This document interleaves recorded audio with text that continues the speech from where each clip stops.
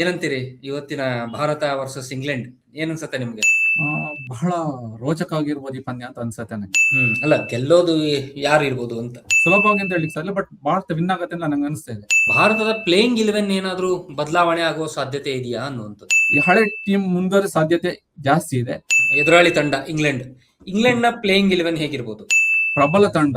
So final India versus New Zealand ಅಂತೀರಿ? ಖಂಡಿತ. ನಮಸ್ಕಾರ, ವಿಜಯ ಕರ್ನಾಟಕ ವೆಬ್ ವೀಕ್ಷಕರಿಗೆ ಸ್ವಾಗತ. ಇವತ್ತು T20 ವಿಶ್ವಕಪ್ 2026ರ ಸರಣಿಯ ಭಾರತ ವರ್ಸಸ್ ಇಂಗ್ಲೆಂಡ್ ಸೆಮಿಫೈನಲ್ ಪಂದ್ಯ. ಈ ಪಂದ್ಯ ರಣರೋಚಕವಾಗಿದೆ. ಜೊತೆಗೆ ಭಾರತಕ್ಕೆ ಫೈನಲ್ಗೆ ಲಗ್ಗೆಯಿಡಲು ಒಂದು ಹೆಜ್ಜೆ ಅಂತ ಪರಿಗಣಿಸಬಹುದು. ಹೀಗಾಗಿ ಭಾರತ ಈ ಪಂದ್ಯವನ್ನ ಗೆಲ್ಲುತ್ತಾ, ಭಾರತ ಈ ಪಂದ್ಯಕ್ಕಾಗಿ ಏನೆಲ್ಲ ಕಾರ್ಯತಂತ್ರಗಳನ್ನ ಮಾಡಿಟ್ಟುಕೊಂಡಿದೆ, ಜೊತೆಗೆ ಭಾರತ ತಂಡದಲ್ಲಿ ಏನಾದರೂ ಆಟಗಾರರ ಬದಲಾವಣೆಗಳಾಗಲಿವೆಯಾ, ಈ ಎಲ್ಲ ವಿಷಯಗಳ ಕುರಿತು ನಮ್ಮೊಂದಿಗೆ ಮಾತನಾಡಲಿದ್ದಾರೆ ಸಹೋದ್ಯೋಗಿ ಗಣೇಶ್ ಪ್ರಸಾದ್ ಅವರು. ಗಣೇಶ್ ಅವರೇ, ಕಾರ್ಯಕ್ರಮಕ್ಕೆ ಸ್ವಾಗತ. ನಮಸ್ಕಾರ. ಏನಂತೀರಿ ಇವತ್ತಿನ ಭಾರತ ವರ್ಸಸ್ ಇಂಗ್ಲೆಂಡ್? ಏನ್ ಅನ್ಸತ್ತೆ ನಿಮ್ಗೆ? ಬಹಳ ರೋಚಕವಾಗಿರ್ಬೋದು ಈ ಪಂದ್ಯ ಅಂತ ಅನ್ಸತ್ತೆ ನಂಗೆ. ಯಾಕಂದ್ರೆ ಕಳೆದ 2 ವರ್ಷಗಳಿಂದಲೂ ಇಂಗ್ಲೆಂಡ್ ಮತ್ತು ಭಾರತ ಪಂದ್ಯ ಅಂದ್ರೆ ಅದು ಯಾವತ್ತು ರೋಚಕವೇ. ಯಾಕಂದ್ರೆ ಇಂಡಿಯಾ ಪಾಕಿಸ್ತಾನ ಮ್ಯಾಚ್ ಆದ್ರೆ ಬಯಲಾಟರ್ ಸೀರೀಸ್ ಆಡಲ್ಲ, ಕೆಲವು ACC ಮ್ಯಾಚ್ಗಳಲ್ಲಿ ಮಾತ್ರ ಸಿಗತ್ತೆ. ಭಾರತ ಬಹಳ ಸುಲಭವಾಗಿ ಸೋಲಿಸ್ಬಿಡತ್ತೆ ಪಾಕಿಸ್ತಾನವನ್ನು. ಮತ್ತೆ ಭಾರತ ಪಿಚ್ಗಳ ಬಗ್ಗೆ ಕೂಡ ಪಾಕಿಸ್ತಾನಕ್ಕೆ ಜಾಸ್ತಿಯನ್ನು ಗೊತ್ತಿಲ್ಲ. ಆದ್ರೆ ಇಂಗ್ಲೆಂಡ್ ವಿಷಯ ಹಾಗಲ್ಲ. ಇಂಗ್ಲೆಂಡ್ ಭಾರತಕ್ಕೆ ಬಹಳ ಪ್ರಬಲ ಪೈಪೋಟಿ ಕೊಡಬಲ್ಲ ತಂಡಗಳಲ್ಲಿ, ವಿಶ್ವ ತಂಡಗಳಲ್ಲಿ ಇಂಗ್ಲೆಂಡ್ ಕೂಡ ಒಂದು. ಮತ್ತೆ ನಾವು ನೋಡಿರ್ಬೋದು ವೈಟ್ ಬಾಲ್ ಸೀರೀಸ್ ಅಲ್ಲಿ ಯಾವಾಗ್ಲೂ ಇಂಡಿಯಾ ಮತ್ತು ಇಂಗ್ಲೆಂಡ್ ಕಾಂಪಿಟಿಷನ್ ಬಹಳ ಟಫ್ ಆಗೇ ಇರತ್ತೆ. ಈವರೆಗೆ ಒಟ್ಟು 29 ಸಲ ಎದುರು ಬದಲಾಗಿದ್ದಾವೆ. ಅದರಲ್ಲಿ 17 ಸಲ ಭಾರತ ಗೆದ್ದಿದ್ರೆ 12 ಸಲ ಇಂಗ್ಲೆಂಡ್ ಗೆದ್ದ. ಅಂದ್ರೆ ಎಲ್ಲ ಮ್ಯಾಚ್ಗಳು ಏಕಪಕ್ಷೀಯವಾಗಿರಲ್ಲ, ಬಹಳ ಟಫ್ ಮ್ಯಾಚ್ ಇರುತ್ತೆ. ಹಾಗಾಗಿ ಬಹಳ ರೋಚಕ ಆಗ್ಬೋದು ಈ ಪಂದ್ಯ ಅಂತ ಹೇಳಿ ನಂಗೆ ಅನಿಸ್ತಾ ಇದೆ. ಅಲ್ಲ, ಗೆಲ್ಲೋದು ಯಾರು ಇರ್ಬೋದು ಅಂತ ಸುಮ್ನೆ ಒಂದು ಪ್ರಿಡಿಕ್ಷನ್ ಹಾಕಿದ್ರೆ? ಪ್ರಿಡಿಕ್ಷನ್ಸ್ ಅಂತ ಹೇಳಿದ್ರೆ ಅದೇ ನೀವು ವೈಟ್ ಬಾಲ್ ಕ್ರಿಕೆಟ್ ಮೊದ್ಲೇ ಹೇಳಿದಾಗೆ ಇಂಡಿಯಾ ಕಳೆದ 2-3 ವರ್ಷದಿಂದ ಬಹಳ ಚೆನ್ನಾಗಿ ಆಡ್ತಾ ಇದೆ. ಮತ್ತೆ ಅದ್ರಲ್ಲೂ T20 ಅಂತೂ ಕಳೆದ 13 ಸೀರೀಸ್ ಇಂಡಿಯಾ ವಿನ್ ಆಗಿದೆ. ಮತ್ತೆ ICC ಅಲ್ಲಿ ಅಂತೂ ನಿಮ್ಗೆ ಹೇಳೋದೇ ಬೇಕಾಗಿಲ್ಲ. ಬಹುಶಃ ಮೊನ್ನೆ 2023 ವರ್ಲ್ಡ್ ಕಪ್ ಫೈನಲ್ ಸೋತ್ ಮೇಲೆ ಫಸ್ಟ್ ಸೋತಿರೋದು ಮೊನ್ನೆ ಸೌತ್ ಆಫ್ರಿಕಾ ಜೊತೆಗೆ ಇಂಡಿಯಾ ಮ್ಯಾಚ್, ಯಾವ್ದು ವೈಟ್ ಬಾಲ್ ಅಲ್ಲಿ ICC ಟೂರ್ನಮೆಂಟ್ ಅಲ್ಲಿ. ಹಾಗಾಗಿ ಈ ಮ್ಯಾಚ್ ಕೂಡ ಭಾರತ ಬಹಳ ಅಂದ್ರೆ ಸುಲಭವಾಗಿ ಅಂತ ಹೇಳಿಕ್ ಸಾಧ್ಯ, ಬಟ್ ಭಾರತ ವಿನ್ ಆಗತ್ತೆ ಅಂತ ನಂಗೆ ಅನಿಸ್ತಾ ಇದೆ. ಅದಕ್ಕೆ ಬೇರೆ ಬೇರೆ ರೀಸನ್ಗಳು ಕೂಡ ಇದಾವೆ. ಓಕೆ, ಸೊ ವಾಂಕಡೆ ಪಿಚ್ಗೆ ಬರೋದಾದ್ರೆ ವಾಂಕಡೆ ಪಿಚ್ ರಿಪೋರ್ಟ್ ಏನ್ ಹೇಳ್ತಾ ಇದೆ ಗಣೇಶ್? ವಾಂಕಡೆ ಪಿಚ್ ಭಾರತದ ಐತಿಹಾಸಿಕ ಕ್ರೀಡಾಂಗಣಗಳಲ್ಲಿ ಒಂದು, ಮತ್ತು ಅದು ಬ್ಯಾಟಿಂಗ್ ಪ್ಯಾರಡೈಸ್ ಅಂತಲೇ ಕನ್ಸಿಡರ್ ಆಗಿರೋದು. ಅಂದ್ರೆ ಒಂದು ರೀತಿ ಬ್ಯಾಟ್ಸ್ಮನ್ ಸ್ವರ್ಗ ಅಂತ ಹೇಳಿ ಅಂತ ನೀವು ನೋಡಿರ್ಬೋದು. ಸಣ್ಣ ಸಣ್ಣ ಬೌಂಡ್ರಿಗಳು, ಮತ್ತೆ ಒಳ್ಳೆ ಪಿಚ್ ಅಲ್ಲಿ ಒಳ್ಳೆ ಬೌನ್ಸ್ ಇದೆ. ಸೊ ಬ್ಯಾಟಿಂಗ್ ಬಹಳ ಚೆನ್ನಾಗಿ ಬರುತ್ತೆ ಚೆಂಡು. ಹೀಗಾಗಿ ಇಲ್ಲಿ ರನ್ ಬಹಳ ಚೆನ್ನಾಗಿ ಬರುತ್ತೆ. ಒಂದು 200-220 ರನ್ ಖಂಡಿತ ಬಂದೇ ಬರುತ್ತೆ ಫಸ್ಟ್ ಇನ್ನಿಂಗ್ಸ್ ಅಂತ ನಂಗೆ ಅನಿಸ್ತಾ ಇದೆ. ಅಂತ ಹೇಳ್ಕೊಂಡು ಇದೇ ಫೈನಲ್ ಅಂತ ಹೇಳಕ್ಕೂ ಆಗಲ್ಲ. ಯಾಕಂದ್ರೆ ಇವತ್ತು ಆಡ್ತಾ ಇರೋದು ವಾಂಕಡೆ ಸ್ಟೇಡಿಯಂ 7ನೇ ಪಿಚ್ ಅಲ್ಲಿ. ಈ 2 ಹಿಂದಿನ ಮ್ಯಾಚ್ ಗಳನ್ನ ನೋಡಿದ್ರೆ, ಒಂದು ವೆಸ್ಟ್ ಇಂಡೀಸ್ ಮತ್ತು ಇಂಗ್ಲೆಂಡ್ ಇದೇ ಪಿಚ್ ಅಲ್ಲಿ ಆಡಿತ್ತು, ಯಾವ್ದು 7ನೇ ಪಿಚ್ ಅಲ್ಲಿ. ಅದ್ರಲ್ಲಿ ಇಂಗ್ಲೆಂಡ್ ಸೋತಿದೆ ಆ ಮ್ಯಾಚ್ ಅನ್ನ. ವೆಸ್ಟ್ ಇಂಡೀಸ್ ಚೆನ್ನಾಗಿ ಆಡಿದ್ವಿ, ವೆಸ್ಟ್ ಇಂಡೀಸ್ ಬೌಲರ್ಸ್ ತುಂಬಾ ಚೆನ್ನಾಗಿ ಮಾಡೋದು. ಮತ್ತೆ ಇನ್ನೊಂದು ಮ್ಯಾಚ್ ನೇಪಾಳ ಮತ್ತು ಇಟಲಿ, ಆ ಮ್ಯಾಚ್ ಇಟಲಿ ಗೆದ್ಕೊಂಡಿತ್ತು. ನೇಪಾಳ ಅಷ್ಟು ಚೆನ್ನಾಗಿ ಬ್ಯಾಟಿಂಗ್ ಮಾಡ್ಲಿಕ್ಕೆ ಆಗ್ಲಿಲ್ಲ ಅಲ್ಲಿ. ಹೀಗಾಗಿ ಅದಾಗಿ ಬಹುಶಃ ಇವತ್ತು 1 ತಿಂಗಳಾಗಿರ್ಬೋದು ಪಿಚ್ ಸಮತಟ್ಟ, ಅಂದ್ರೆ ಬ್ಯಾಟಿಂಗ್ ಬಹಳ ಅನುಕೂಲ ಆಗಿದೆ ಅಂತಲೇ ಹೇಳ್ತಾ ಇದ್ದಾರೆ. ಮತ್ತೆ ಇವತ್ತು ಬಿಸಿಲು ಚೆನ್ನಾಗಿರೋದ್ರಿಂದ ರನ್ಗಳು ಚೆನ್ನಾಗಿ ಹರಿದು ಬರ್ಬೋದು. ಈ ಹಿಂದಿನ 2 ಮ್ಯಾಚ್ ತರ ಆಗಲ್ಲ. ಈ ಮ್ಯಾಚ್ ನೀವು ರನ್ಗಳ ಹೊಳೆ ಹರಿಯೋದನ್ನ ನೋಡ್ಬಹುದು. ಇನ್ನು ಹಾಗೆಂತ ಹೇಳ್ಕೊಂಡು ಬರೀ ಬ್ಯಾಟ್ಸ್ಮನ್ ಗಳಲ್ಲಿ ಮೇಲ್ಗೈ ಸಾಧಿಸ್ತಾರೆ ಅಂದ್ರೆ ಅದು ಇಲ್ಲ. ಯಾಕೆಂತ ಹೇಳಿದ್ರೆ ಬೌನ್ಸ್ ಚೆನ್ನಾಗಿರೋದ್ರಿಂದ ಅದನ್ನ ಚೆನ್ನಾಗಿ ಯೂಸ್ ಮಾಡ್ಕೊಂಡ್ರೆ ಫಾಸ್ಟ್ ಬೌಲರ್ಸ್ ಇಲ್ಲಿ ಬಹಳ ಚೆನ್ನಾಗಿ ಬೌಲಿಂಗ್ ಮಾಡಬಹುದು. ಅದ್ರಲ್ಲಿ ನಿಮ್ಗೆ ಗೊತ್ತು, ಇಂಗ್ಲೆಂಡ್ ಅಲ್ಲಿ ಜೋಫ್ರಾ ಆರ್ಚರ್ ಇದ್ದಾರೆ, ಆಮೇಲೆ ಮತ್ತೆ ಸ್ಯಾಮ್ ಕುರನ್ ಕೂಡ ಒಳ್ಳೆ ಬೌಲರ್ ಅವರು. ಇನ್ನು ಇಂಡಿಯಾದಲ್ಲಿ ಜಸ್ಪ್ರೀತ್ ಬುಮ್ರಾಗೆ ಹೇಳ್ಬೇಕಾಗಿಲ್ಲ. ಯಾಕಂದ್ರೆ ಇದು ಜಸ್ಪ್ರೀತ್ ಬುಮ್ರಾಗೆ ಮುಂಬೈ ಇಂಡಿಯನ್ಸ್ ಟೀಮ್ ಅಲ್ಲಿ ಆಡೋದು ಜಸ್ಪ್ರೀತ್ ಬುಮ್ರಾ. ಅವ್ರಿಗೆ ಪಿಚ್ ಬಗ್ಗೆ ಬಹಳ ಚೆನ್ನಾಗಿ ಗೊತ್ತು. ಮತ್ತೆ ಜೊತೆಗೆ ಅವ್ರ ಜೊತೆಗೆ ಹೊಸ ಬಾಲ್ ಹಂಚ್ಕೊಳ್ಳೋದು, ಒಂದು ಹಾರ್ದಿಕ್ ಪಾಂಡ್ಯ ಹಚ್ಕೊಳ್ಬಹುದು. ಹೆಚ್ಚಾಗಿ ಹಾರ್ದಿಕ್ ಪಾಂಡ್ಯನ್, ಅವ್ರು ಕೂಡ ಮುಂಬೈ ಪಿಚ್ ಬಹಳ ಚೆನ್ನಾಗಿ ಗೊತ್ತು ಅವರಿಗೆ. ಇನ್ನು ಹರ್ಷದೀಪ್ ಸಿಂಗ್ ನಿಮ್ಗೆ ಗೊತ್ತು, ಅವರು T20 ಸ್ಪೆಷಲಿಸ್ಟ್. ಹೀಗಾಗಿ ಬೌಲರ್ಗಳು ಕೂಡ ಇಲ್ಲಿ ಚೆನ್ನಾಗಿ ಬೌಲಿಂಗ್ ಮಾಡಿದ್ರೆ ಮೇಲ್ಗೈ ಸಾಧಿಸಬಹುದು. ಅಲ್ಲಿ ಸ್ಪಿನ್ನರ್ಗಳು ಕೂಡ ಅಷ್ಟೇ ಕರೆಕ್ಟ್, ಅಂದ್ರೆ ಒಂದ್ಸಲ ಡ್ಯೂ ಫ್ಯಾಕ್ಟರ್ ಅಂದ್ರೆ ಒಂದ್ಸಲ ಇಬ್ಬನಿ ಬಂದ್ಮೇಲೆ ಬಹಳ ಕಷ್ಟ. ಆದ್ರೆ ಅದಕ್ಕಿಂತ ಮುಂಚೆ ಬಹಳ ಚೆನ್ನಾಗಿ ಬೌಲಿಂಗ್ ಮಾಡಬಹುದು ಇಲ್ಲಿ ಅಂತೇಳಿ ಇದೆ. ಸರಿ. ಸೊ ಈಗ ಯಾವುದೇ ಪಂದ್ಯಕ್ಕಾಗ್ಲಿ ಹವಾಮಾನ ಪರಿಸ್ಥಿತಿಗಳು ಅತ್ಯಂತ ಪರಿಣಾಮ ಬೀರುತ್ತೆ. ಹೀಗಾಗಿ ಇವತ್ತಂತೂ ಭಾರತ ತಂಡ ಸೆಮಿಫೈನಲ್ ಪಂದ್ಯಗಳ ಆಡ್ತಾ ಇದೆ. ಹೀಗಾಗಿ ವಾಂಖಡೆ ಮತ್ತು ಮುಂಬೈನ ವೆದರ್ ರಿಪೋರ್ಟ್ ಏನ್ ಹೇಳ್ತಾ ಇದೆ? ಈಗ ಶ್ರೀಲಂಕಾದಲ್ಲಿ ಆದ್ರೆ ಬಹಳ ದೊಡ್ಡ ಪರಿಣಾಮ ಆಗ್ತಿತ್ತು. ಬಟ್ ಇಂಡಿಯಾದಲ್ಲಿ ಆಗ್ತಿರೋದು, ಇಂಡಿಯಾದಲ್ಲಿ ಈಗ ವೆದರ್ ಬಹಳ ಚೆನ್ನಾಗಿದೆ. ಅಂದ್ರೆ ಬಿಸಿಲು ಇದೆ. ಅದರಲ್ಲಿ ಮುಂಬೈಯಲ್ಲಿ ಬಹಳ ಜಾಸ್ತಿನೇ ಇದೆ. ಇವಾಗ ಸದ್ಯಕ್ಕೆ ಇವತ್ತಿನ ಪರಿಸ್ಥಿತಿ ನೋಡಿದ್ರೆ ಹವಾಮಾನ ವರದಿ ಪ್ರಕಾರ 27°C ಇಂದ 33°C ಇದೆ. ಅಂದ್ರೆ ಯಾವುದೇ ಕಾರಣಕ್ಕೂ ಮತ್ತೆ ಮಳೆ ಬರೋ ಚಾನ್ಸಸ್ ಅಂತೂ ಇಲ್ಲವೇ ಇಲ್ಲ. ಒಂದು ವೇಳೆ ಇವತ್ತು ಮಳೆ ಬಂದು ಒಂದು ರಿಸರ್ವ್ ಡೇ ಇದೆ ನಾಳೆ ಹೇಗೂ ಕೂಡ, ಹಾಗೆ 2 ದಿವಸಲ್ಲೂ ಕೂಡ ಮಳೆ ಯಾವುದೇ ಸಾಧ್ಯತೆ ಇಲ್ಲ. ಹಾಗೊಂದು ವೇಳೆ ಮಳೆ ಬಂದ್ರೆ ಅದು ಇಂಗ್ಲೆಂಡ್ಗೆ ಅನುಕೂಲ ಆಗುತ್ತೆ. ಯಾಕೆಂತ ಹೇಳಿದ್ರೆ ಸೂಪರ್ 6 ಅಲ್ಲಿ ಇಂಗ್ಲೆಂಡ್ ಬಹಳ ಒಳ್ಳೆ ಅಂಕ ಮತ್ತು ರನ್ ರೇಟ್ ಇರೋದ್ರಿಂದ ಅದೇ ಫೈನಲ್ಗೆ ಹೋಗುತ್ತೆ. ಆದ್ರೆ ಹಾಗಾಗಿ ಚಾನ್ಸ್ ಇಲ್ಲ, ಯಾಕಂದ್ರೆ ಇವತ್ತು ಮ್ಯಾಚ್ ಹಾಗೆ ಆಗತ್ತೆ.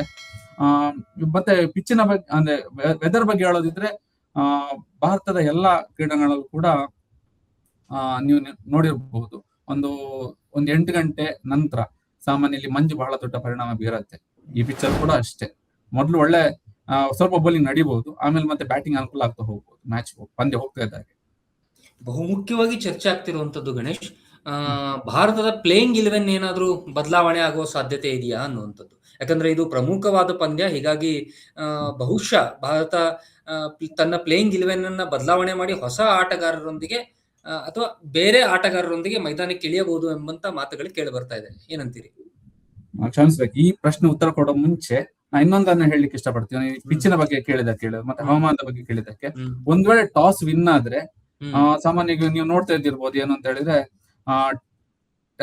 ವೈಟ್ ಬಾಲ್ ಕ್ರಿಕೆಟ್ ಅಲ್ಲಿ ಅಂದ್ರೆ ಡೇ ನೈಟ್ ಮ್ಯಾಚ್ ಗಳಲ್ಲಿ ಇತ್ತೀಚೆಗೆ ಇಬ್ಬನಿ ಪ್ರಭಾವ ಜಾಸ್ತಿ ಇರೋದು. ರಾತ್ರಿ ಹೊತ್ತಲ್ಲಿ ಟಾಸ್ ವಿನ್ ಆದ್ರೆ ಹೆಚ್ಚಾಗಿ ಬೌಲಿಂಗ್ ಅನ್ನೇ ಆಯ್ದುಕೊಳ್ತಾರೆ, ನೆಕ್ಸ್ಟ್ ಬ್ಯಾಟಿಂಗ್ ಅನ್ನ ಚೇಸಿಂಗ್ ಇಷ್ಟಪಡ್ತಾರೆ. ಇವತ್ತಿನ ಪಂದ್ಯಲ್ಲೂ ಅಷ್ಟೇ, ಒಂದ್ ವೇಳೆ ಟಾಸ್ ವಿನ್ ಆದವರು ಚೇಸಿಂಗ್ ಅನ್ನೇ ತಗೊಳ್ಳೋ ಚಾನ್ಸಸ್ ಜಾಸ್ತಿ. ಹಾಗಾಗಿ ಒಂದ್ ವೇಳೆ ಪರಿಸ್ಥಿತಿ ಉಲ್ಟಾರೆ, ಒಂದ್ ವೇಳೆ ಭಾರತ ಟಾಸ್ ವಿನ್ ಆಗದೆ ಹೋದ್ರೆ, ಒಂದ್ ವೇಳೆ ಭಾರತ ಫಸ್ಟ್ ಬ್ಯಾಟಿಂಗ್ ಮಾಡಬೇಕಾದ ಪರಿಸ್ಥಿತಿ ಬಂದ್ರೆ 200 ರಿಂದ 220 ರನ್ ಈ ಪಿಚ್ ನಲ್ಲಿ ಸುರಕ್ಷಿತ ಮೊತ್ತ ನಂಗನ್ಸತ್ತೆ. 200 ಕೂಡ ಸುರಕ್ಷಿತ ಮೊತ್ತ ಅಲ್ಲ ಅಂತ ಹೇಳಿ ಅಂತ. ಇನ್ನು ನೀವು ಕೇಳಿರುವಂತದ್ದು ಭಾರತದ ಪ್ಲೇಯಿಂಗ್ 11 ಬಗ್ಗೆ. ನನ್ಗನ್ಸತ್ತೆ ಭಾರತ ಇದು ಮಹತ್ವದ ಪಂದ್ಯ. ಸೆಮಿಫೈನಲ್ ಮ್ಯಾಚ್ ಯಾವುದೇ ಟೀಮ್ ಕೂಡ ಫೈನಲ್ ಬಂದಾಗ ಪ್ಲೇಯಿಂಗ್ 11 ಚೇಂಜ್ ಮಾಡೋದಕ್ಕೆ ಇಷ್ಟಪಡಲ್ಲ. ಅದು ಇಡೀ ತಂಡದ ಬ್ಯಾಟಿಂಗ್ ಕ್ರಮಾಂಕದ ಮೇಲೆ ಹೊಡೆತ ಬೀಳುತ್ತೆ. ಸಾಮಾನ್ಯ ಅಂದ್ರೆ ಬ್ಯಾಟ್ಸ್ಮನ್ ಚೇಂಜ್ ಮಾಡಿರೋ ಒಂದ್ ವೇಳೆ ಬೌಲಿಂಗ್ ಅನ್ನ ಸುಧಾರಿಸ್ಕೊಳ್ಬಹುದು, ಆದ್ರೆ ಬ್ಯಾಟಿಂಗ್ ಆರ್ಡರ್ ಗಳಲ್ಲಿ ಒಬ್ಬ ಪ್ಲೇಯರ್ ಚೇಂಜ್ ಆದ್ರೂ ಕೂಡ ಇಡೀ ತಂಡದ ಮೇಲೆ ಪರಿಣಾಮ ಬೀರುತ್ತೆ. ಪ್ಲೇಯಿಂಗ್ 11 ಚೇಂಜ್ ಆಗೋ ಸಾಧ್ಯತೆ ಬಹಳ ಕಡಿಮೆ. ಕಳೆದ ಮ್ಯಾಚ್ ಅಲ್ಲಿ ಏನು ಭಾರತ ಆಡಿತ್ತು ಅದೇ ಟೀಮ್ ಅನ್ನ ಕೂಡ ಇವತ್ತು ಕೂಡ ಉಳಿಸ್ಕೊಳ್ಬಹುದು ಅಂತ ಅನಿಸ್ತಾ ಇದೆ.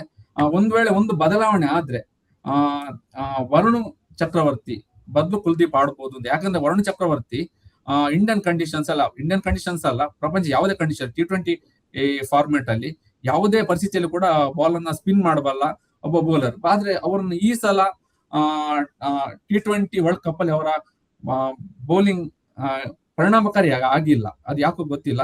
ಯಾಕಂದ್ರೆ ಟೂರ್ನಮೆಂಟ್ ಇಂದ ಮುಂಚೆ ವರುಣ್ ಚಕ್ರವರ್ತಿ ಇಬ್ಬನಿಯಲ್ಲೂ ಕೂಡ ಪರಿಣಾಮಕಾರಿಯಾಗಿ ಇಬ್ಬನಿ ಪರಿಸ್ಥಿತಿ ಪರಿಣಾಮಕಾರಿ ಬೌಲಿಂಗ್ ಮಾಡಬಲ್ಲರು ಅನ್ನೋ ಮಾತು ಕೇಳಿ ಬಂದಿತ್ತು. ಅವರೇ ಇಡೀ ಮ್ಯಾಚ್ ಅಂದ್ರೆ ಟರ್ನರ್ ಆಗಬಲ್ಲರು, ಗೇಮ್ ಚೇಂಜರ್ ಆಗಬಲ್ಲರು ಅಂತ ಹೇಳಿ ಅಂತ. ಇವರು ಕೂಡ ಒಂದು ಅಂತ ಬೌಲಿಂಗ್ ಏನು ಬಂದಿಲ್ಲ. ಹಾಗಾಗಿ ಕುಲ್ದೀಪ್ ಯಾದವನ್ನ ಸೇರಿಸ್ಕೊಳ್ಳೋ ಸಾಧ್ಯತೆ ಜಾಸ್ತಿ ಇದೆ. ಇನ್ನೊಂದು ಏನಂದ್ರೆ ಇವಾಗ ರಿಂಕು ಸಿಂಗ್ ಮತ್ತೆ ಸೇರ್ಕೊಂಡಿದ್ದಾರೆ. ಅವ್ರು ಆಡ್ತಾರ ಇಲ್ವೋ ಅಂತ ಹೇಳಿ ಅಂತ. ಅವ್ರನ್ನ ಆಡ್ಸೋದು ಸರಿಯೇ, ಯಾಕಂದ್ರೆ ಅವ್ರು ಫಾರ್ಮ್ ಅಲ್ಲಿ ಇದ್ದಾರೆ. ಆದ್ರೆ ಏನಂತ ಹೇಳಿದ್ರೆ ಈಗ ಕಳೆದ ಪಂದ್ಯದಲ್ಲಿ ಸಂಜು ಸ್ಯಾಮ್ಸನ್ ಅವ್ರು ತುಂಬಾ ಚೆನ್ನಾಗಿ ಆಡಿರೋದ್ರಿಂದ ಮತ್ತೆ ಅವ್ರನ್ನ ಒಳ್ಳೆ ಬ್ಯಾಟಿಂಗ್ ಬಂದಿದೆ ಅವರಿಂದ. ಹಾಗಾಗಿ ಅವ್ರನ್ನ ಹೊರಗೆ ಕೂರ್ಸೋಕ, ಯಾಕಂದ್ರೆ ಸಂಜು ಸ್ಯಾಮ್ಸನ್ ತಂದಿರೋ ಕಳೆದ ಮ್ಯಾಚ್ ಅಲ್ಲಿ ರಿಂಕು ಸಿಂಗ್ ಬದ್ಲಿಗೆ ಈಗ ಅವ್ರನ್ನ ಹೊರಗೆ ಕೂರ್ಸಕ್ ಆಗಲ್ಲ. ಹಾಗಾಗಿ ಈ ಹಳೆ ಟೀಮ್ ಮುಂದುವರೆ ಸಾಧ್ಯತೆ ಜಾಸ್ತಿ ಇದೆ. ಇನ್ನು ಅಭಿಷೇಕ್ ಶರ್ಮಾ ಬಗ್ಗೆ ಹೇಳೋದಾದ್ರೆ, ಅಭಿಷೇಕ್ ಶರ್ಮನ್ನ ಕಳಿಸೋದೇ ಹೊಡಿಯೋದು ಅಂತ ಹೇಳಿ. ನಿನ್ ವಿಕೆಟ್ ಬಿದ್ರೆ ಪರವಾಗಿಲ್ಲಪ್ಪ, ನೀನ್ ಹೊಡಿ ಅಷ್ಟೇ, ಕ್ಯಾಪ್ಟನ್ ಹೇಳಿ ಕಳಿಸಿರೋದು ಹಾಗೆ. ಹಾಗಾಗ್ಬೇಕಾದ್ರೆ ಕೆಲವೊಂದು ಪಂದ್ಯದಲ್ಲಿ ಅವರು ಕಡಿಮೆ ರನ್ ಬಂದ ಅಥವಾ ಅವರಿಂದ ಬ್ಯಾಟಿಂಗ್ ಮಾಡ್ಲಿಕ್ಕೆ ಆಗದೆ ಹೋದ್ರೆ ಅದು ತಂಡದ ಸಮಸ್ಯೆನೂ ಆಗಲ್ಲ. ಯಾಕಂದ್ರೆ ಫಾರ್ಮ್ ಬಗ್ಗೆ ಸಾಕಷ್ಟು ಚರ್ಚೆಗಳು ನಡೀತಾ ಇದೆ. ಈ ಎಸ್ಪೆಷಲಿ ಈ ಪಂದ್ಯಾವಳಿಯಲ್ಲಿ ಅಂದ್ರೆ 2026ರ T20 ಪಂದ್ಯಾವಳಿಯಲ್ಲಿ ಅವರಿಂದ ಉತ್ತಮ ಪ್ರದರ್ಶನ ಇದುವರೆಗೂ ಬಂದಿಲ್ಲ. ಹೀಗಾಗಿ ಅವರ ಕಳಪೆ ಫಾರ್ಮ್ ಬಗ್ಗೆ ಸಾಕಷ್ಟು ಚರ್ಚೆ ಮತ್ತು ಆತಂಕ ನಮ್ಮ ಹೌದು. ಅಂದ್ರೆ ಒಂದು ತಂಡದ ಅಂದ್ರೆ ಯಾವ ಆರಂಭಿಕ ಬ್ಯಾಟ್ಸ್ಮನ್ ತುಂಬಾ ಚೆನ್ನಾಗಿ ಆಡ್ತಿಲ್ಲ ಅಂತಂದ್ರೆ ಅದು ಪ್ರಶ್ನೆ ಸಹಜವಾಗಿ ಹೇಳ್ತದೆ. ಹ್ಮ್ ಮತ್ತೆ ಅಭಿಷೇಕ್ ಶರ್ಮಾ ಗೊತ್ತು, ಅವ್ರು ಸ್ಫೋಟಕ ಬ್ಯಾಟರ್. ಅವರು ಒಂದ್ಸಲ ಬ್ಯಾಟಿಂಗ್ ನಿಂತು ಅಂದ್ರೆ ಮತ್ತೆ ಅವರು ನಿಲ್ಲೋ ಪ್ರಶ್ನೆ ಇಲ್ಲ. ಹ್ಮ್ ಬೌಂಡ್ರಿ ಸಿಕ್ಸರ್ಗಳನ್ನೇ ಹೊಡಿತಾರೆ ಅವರು. ಇದಂತೂ ಬಹಳ ಚಿಕ್ಕ ಗ್ರೌಂಡ್, ಯಾವುದು ಮುಂಬೈ ಇದ್ದು. ಹೌದು. ಬಹಳ ಈಸಿಯಾಗಿ ಎತ್ತಾಕ್ ಬಿಡ್ತಾರೆ ಅವ್ರಿಗೆ. ಒಂದು ಕನೆಕ್ಟ್ ಆಗಲಿ ಶುರು ಅವರು ಅವ್ರ ಸ್ಲಾಟ್ ಅಲ್ಲಿರೋ ಬಾಲ್ ಅನ್ನು ಯಾವತ್ತೂ ಬಿಡಲ್ಲ. ಅವ್ರ ಬ್ಯಾಟಿಂಗ್ ಒಂದ್ಸಲ ಸೆಟ್ ಆದ್ರು ಅಂದ್ರೆ ಸೆಟ್ ಆಗೋ ಸೆಟ್ ಫಸ್ಟ್ ಬಾಲ್ ಇಂದ ಹೊಡಿತಾರೆ.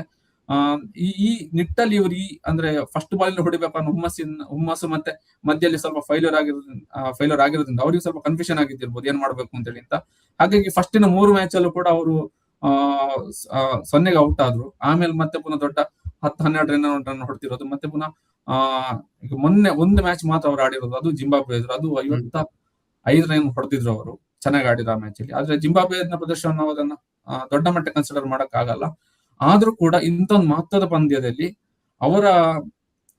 ಅವರನ್ನ ಹೊರಗಿಡೋದು ಅದು ಭಾರತಕ್ಕೆ ಲಾಭಕ್ಕಿಂತ ನಷ್ಟವೇ ಜಾಸ್ತಿ ಆಗೋದು ನಂಗೆ ಅನ್ಸ್ತಾ ಇದೆ.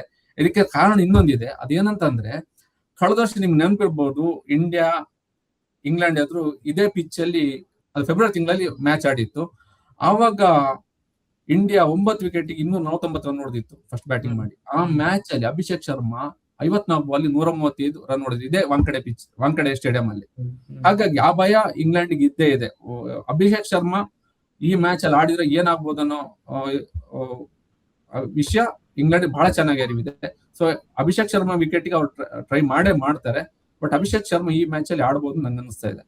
ಅಂದ್ರೆ ವಾಂಖೆಡೆ ಬ್ಯಾಟ್ಸ್ಮನ್ ಪ್ಯಾರಡೈಸ್ ಆಗಿರೋದ್ರಿಂದ ಪ್ಲೇಯಿಂಗ್ 11 ಇದ್ದೇ ಇರ್ತಾರೆ ಅಂತ ಹೇಳಿ ನನ್ನ ಅನಿಸಿಕೆ.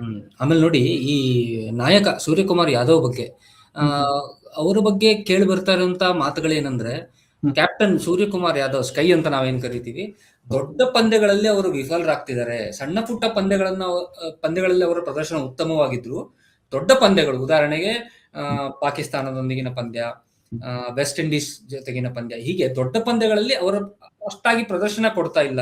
ಅವರಿಂದ ಬರ್ತಿಲ್ಲ ಉತ್ತಮ ಪ್ರದರ್ಶನ ಅನ್ನೋ ಒಂದು ಆರೋಪ. ಏನಂತೀರಿ? ನಿಜನಾ ಈ ಆರೋಪ? ಅಂದ್ರೆ ಎಲ್ಲ ಸಂದರ್ಭಗಳನ್ನು ಒಪ್ಕೊಳ್ಳಿಕ್ ಆಗಲ್ಲ. ನೀವು ಈ ಸೀರೀಸ್ ಅಲ್ಲಿ ಫಸ್ಟ್ ಮ್ಯಾಚ್ ನೀವು ಗಮನಿಸಿದಿರ್ಬೋದು, ಅದು USA ಜೊತೆ ಆಗಿರುವಂತದ್ದು.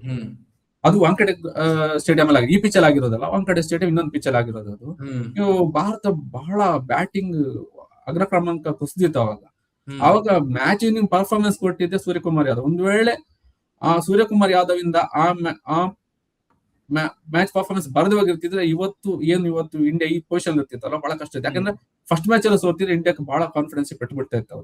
ಅವತ್ತು ಒಂದು ಸ್ಪರ್ಧಾತ್ಮಕ ಮಟ್ಟಕ್ಕೆ ಭಾರತವನ್ನು ಕೊಂಡೋಗಿ ಅವತ್ತು ಮ್ಯಾಚ್ ವಿನ್ನರ್ ಸೂರ್ಯಕುಮಾರ್ ಯಾದವ್ ಆತರ ಆಡಿದ್ರೆ ಬಹಳಷ್ಟು ದೊಡ್ಡ ಪಂದ್ಯಗಳಲ್ಲಿ ಆಡಿದ್ದಾರೆ. ಅಂದ್ರೆ ಅದು ದೊಡ್ಡ ಪಂದ್ಯ ಅಲ್ಲದೆ ಇರ್ಬೋದು ಅಂತ ನಮ್ಗೆ ಅನಿಸ್ಬೋದು ಅವ್ರು US ಎದುರು. ಬಟ್ ಅದು ಬಹಳ ತಂಡದ ಮುನ್ನಡೆಗೆ ಅವರ ಇನ್ನಿಂಗ್ಸ್ ಬಹಳ ಅಗತ್ಯವಾಗಿತ್ತು. ಅವರು ಆಡಿದ್ದಾರೆ. ಮತ್ತೆ ಇವತ್ತಿನ ಮಟ್ಟಿಗೆ ಹೇಳ್ಬೇಕು ಅಂತ ಹೇಳಿದ್ರೆ, ಸೂರ್ಯಕುಮಾರ್ ಯಾದವ್ ಇವತ್ತು ಆಡ್ತಾ ಇರೋದು ಮುಂಬೈ ಪಿಚ್ ಅಲ್ಲಿ. ಅದು ಮುಂಬೈ ಇಂಡಿಯನ್ಸ್ ಪರ ಅವರ ಬೇಕಾದಷ್ಟು ಇನ್ನಿಂಗ್ಸ್ ಗಳನ್ನ ಆ ಪಿಚ್ ಅಲ್ಲಿ ಆಡಿದ್ದಾರೆ. ನಾವು ನೋಡಿದ್ದೇವೆ ಎಂತೆಂತ ಮ್ಯಾಚ್ ಗಳನ್ನ ಆಡಿದ್ದಾರೆ ಅಂತ ಹೇಳಿ. ಹಾಗಾಗಿ ಅವ್ರು ಇವತ್ತು ಖಂಡಿತ ಚೆನ್ನಾಗಿ ಆಡ್ತಾರೆ ಅಂತ ನಂಗೆ ಅನಿಸ್ತಾ ಇದೆ. ಓಕೆ, ಸೊ ಇದು ಭಾರತದ್ದಾಯ್ತು. ಇನ್ನ ನಮ್ಮ ಎದುರಾಳಿ ತಂಡ ಇಂಗ್ಲೆಂಡ್ ನ ಪ್ಲೇಯಿಂಗ್ 11 ಹೇಗಿರ್ಬೋದು? ಇಂಗ್ಲೆಂಡ್ ನ ಪ್ಲೇಯಿಂಗ್ 11 ಅವರು ನಿಮ್ಗೊತ್ತು, ನಾಯಕ ಹ್ಯಾರಿ ಬ್ರೂಕ್ ಈಗ ಯಾವ ತರ ಆಡ್ತಿದ್ದಾರೆ ಅಂತ ಹೇಳಿ ಅಂತ. ತಂಡ ಆಯ್ಕೆ ಮಾಡ್ಬೇಕಾದ್ರೆ ಇಂಡಿಯಾದಲ್ಲಿ ಆಡಿರೋ ಅನುಭವ ಇರೋ ಪ್ಲೇಯರ್ಸ್ ಅನ್ನ ಅವ್ರು ಇಟ್ಕೊಳ್ಳೋ ಚಾನ್ಸಸ್ ಜಾಸ್ತಿ ಇದೆ. ಫಿಲ್ ಸಾಲ್ಟ್, ಜಾಸ್ ಬಟ್ಲರ್, ಮತ್ತೆ ಬೆಥೆಲ್, ಮತ್ತೆ ಬ್ಯಾಂಟನ್, ಮತ್ತೆ ಕರನ್, ಮತ್ತೆ ವಿಲ್ ಜಾಕ್ಸ್, ಮತ್ತೆ ಓವರ್ಟನ್, ಮತ್ತೆ ಡಾಸನ್, ಜೋಫ್ರಾ ಆರ್ಚರ್ ಮತ್ತು ಆದಿಲ್ ರಶೀದ್, ಇವರಿಷ್ಟು ಜನರ ಜೊತೆ ಅವರು ಹೋಗೋ ಚಾನ್ಸಸ್ ಜಾಸ್ತಿ ಇದೆ. ಇದು ನಿಮ್ಗೆ ನೆನಪಿರ್ಲಿ, ಇವರಲ್ಲಿ ಫಿಲ್ ಸಾಲ್ಟ್, ಬೆಥೆಲ್ ಮತ್ತೆ ಜಾಸ್ ಬಟ್ಲರ್ ಅಂತೂ ಕಳೆದ IPL ಅದ್ಭುತವಾಗಿ ಆಡಿದ್ರು. ಅವರಿಗೆ ಎಲ್ಲ ಇಷ್ಟು ಜನಕ್ಕೆ, ಅದರಲ್ಲಿ ಮತ್ತೆ ಇನ್ನು ಕುರ್ರಾನಿಗೂ ಅಷ್ಟೇ, ಅವ್ರಿಗೆ ಕೂಡ ಭಾರತ ಪಿಚ್ಗಳ ಸರಿಯಾದ ಪರಿಚಯ ಇದೆ. ವಿಲ್ ಜಾಕ್ಸ್ ಕೂಡ ಎಂತ ಪಿಚ್ ಅಲ್ಲಿ ಕೂಡ ಬೌಲಿಂಗ್ ನಡೆಸಬಲ್ರು, ಮತ್ತೆ ಮಧ್ಯಮ ಕ್ರಮದಲ್ಲಿ ಚೆನ್ನಾಗಿ ಬ್ಯಾಟಿಂಗ್ ಕೂಡ ಮಾಡಬಲ್ರು. ಇದೆಲ್ಲ ಇಂಗ್ಲೆಂಡ್ ಟೀಮ್ ನ ಸ್ಟ್ರೆಂತ್. ಮತ್ತೆ ಆದಿಲ್ ರಶೀದ್ ಅವರ ಬೌಲಿಂಗ್ ಬಗ್ಗೆ ನಾವು ಹೇಳಲೇಬೇಕು. ಯಾಕಂದ್ರೆ ಅವರು ಪವರ್ ಪ್ಲೇ ಕೂಡ ವಿಕೆಟ್ ತೆಗಿಬಲ್ರು, ಅಂತಹ ಒಬ್ಬ ಬೌಲರ್. ಇನ್ನು ಮುಖ್ಯವಾಗಿ ಜೋಫ್ರಾ ಆರ್ಚರ್ ಅವರ ಬೌಲಿಂಗ್ ಅಲ್ಲಿ ಬಹಳ ವೇರಿಯೇಷನ್ ಇದೆ. ಹೀಗಾಗಿ ಮುಂಬೈನಲ್ಲಿ ಅವ್ರು ಬಹಳ ಚೆನ್ನಾಗಿ ಬೌಲಿಂಗ್ ಮಾಡಬಲ್ಲರು, ಮತ್ತೆ ಬೌನ್ಸ್ ನ ಪಿಚ್ ಅಲ್ಲಿ ಏನ್ ಬೌನ್ಸ್ ಇದೆ ಅದ್ರ ಸರಿಯಾಗಿ ಉಪಯೋಗನ ಅವ್ರು ಪಡಿಬಲ್ರು ಅಂತೇಳಿ ನನ್ಗೆ ಅನಿಸ್ತಾ ಇದೆ. ಹೀಗಾಗಿ ಇದೊಂದು ಪ್ರಬಲ ತಂಡ, ಬಹುಶಃ ಈ ಟೂರ್ನಿಯಲ್ಲಿ ಭಾರತ ಎದುರಿಸ್ತಿರುವಂತ ಪ್ರಬಲ ತಂಡ ಇದು ಅಂತ ನನ್ಗೆ ಅನಿಸ್ತಾ ಇದೆ. ಹಾಗಾದ್ರೆ ಇಂಗ್ಲೆಂಡ್ ತಂಡವನ್ನ ನೋಡೋದಾದ್ರೆ ಭಾರತದ ಪಾಲಿಗೆ ಯಾವ ಆಟಗಾರ ಹೆಚ್ಚು ಅಪಾಯಕಾರಿ ಆಗ್ಬಹುದು? ಇಂಗ್ಲೆಂಡ್ನ ಯಾವ ಆಟಗಾರ? ಈಗಿನ ಜಾಸ್ ಬಟ್ಲರ್ ಮತ್ತು ಹ್ಯಾರಿ ಬ್ರೂಕ್ ಬಹಳ ಅಪಾಯಕಾರಿ ಆಗ್ಬೋದು ಅಂತ ನಂಗೆ ಅನಿಸ್ತದೆ. ಇನ್ನು ಜೋಫ್ರಾ ಆರ್ಚರ್ ಮೂರನೇ ಹೆಸರು. ಇವ್ರು ಮೂವರು, ಯಾಕಂದ್ರೆ ಜಾಸ್ ಬಟ್ಲರ್ ನಾ ಮೊದ್ಲು ಹೇಳಿದಾಗ ಇಲ್ಲೇ ಪಿಚ್ ಅಲ್ಲಿ ಹೇಗೆ ಆಡ್ಬೇಕು ಬಹಳ ಚೆನ್ನಾಗಿ ಗೊತ್ತು ಅವರಿಗೆ. ಯಾವ ಪಿಚ್ ಅಲ್ಲಿ ಹೇಗೆ ಆಡ್ಬೇಕು, ಭಾರತ ಆಟಗಾರ ಸ್ಟ್ರೆಂತ್ ಏನು, ವೀಕ್ನೆಸ್ ಏನು, ಇದೆಲ್ಲ ಗೊತ್ತು. ಇನ್ನು ಹ್ಯಾರಿ ಬ್ರೂಕ್ ಒಳ್ಳೆ ಫಾರ್ಮ್ ಇದ್ದಾರೆ. ನೀವು ವೆಸ್ಟ್ ಇಂಡೀಸ್ ನೋಡಿರ್ಬೋದು, ಅವ್ರು ಆಡಿದ ರೀತಿ, ಇಡೀ ವೆಸ್ಟ್ ಇಂಡೀಸ್ ಕೈಲಿ ಇತ್ತು ಆ ಮ್ಯಾಚ್, ಅದನ್ನ ಯಾವ ರೀತಿ ಟರ್ನ್ ಮಾಡಿದ್ರು. ಇನ್ನು ಇವರು ಜೋಫ್ರಾ ಆರ್ಚರ್ ಕೂಡ ಅಷ್ಟೇ. ಇನ್ನು ವಿಲ್ ಜಾಕ್ಸನ್, ಯಾಕಂದ್ರೆ ಅವರು ಯಾವ ಮ್ಯಾಚ್ ಯಾವಂತಲ್ಲಿ ಕೂಡ ಟರ್ನ್ ಮಾಡಬಾರ್ದು ಅಂತೇಳಿ ನನ್ನ ಅನಿಸಿಕೆ. ಸೊ ಈಗಾಗಲೇ ನೀವು ಹೇಳಿದ್ರಿ, ಆದ್ರೂ ಕೊನೆಯಲ್ಲಿ ಮತ್ತೊಮ್ಮೆ ಟಾಸ್ ಗೆದ್ರೆ ಭಾರತ ಏನನ್ನ ಆಯ್ಕೆ ಮಾಡ್ಕೋಬೇಕು? ಭಾರತ ಈಗಿನ ತಂಡ ಗೆದ್ದು ಯಾವ್ದನ್ನ ಆಯ್ದುಕೊಂಡ್ರು ಕೂಡ ಗೆಲ್ಬಲ್ಲ. ಆದ್ರೆ ನಾವು ಪಿಚ್ ಮತ್ತು ವೆದರ್ ಕಂಡೀಷನ್ ಜೊತೆಗೆ ಹೋಗ್ಬೇಕಾಗತ್ತೆ. ಒಂದ್ ವೇಳೆ ಭಾರತ ಟಾಸ್ ವಿನ್ ಆದ್ರೆ ಸೇಫ್ ಏನು ಅಂತ ಹೇಳಿದ್ರೆ ಚೇಸಿಂಗ್ ಈ ಪಿಚ್ ಅಲ್ಲಿ. ಆದ್ರೆ ಒಂದ್ ವೇಳೆ ಟಾಸ್ ಬಗ್ಗೆ ಹೇಳಕ್ಕಾಗಲ್ಲ, ಯಾಕಂದ್ರೆ ಭಾರತ ಟಾಸ್ ಅಲ್ಲೂ ಅಪಖ್ಯಾತಿ ಜಾಸ್ತಿ ಇದೆ.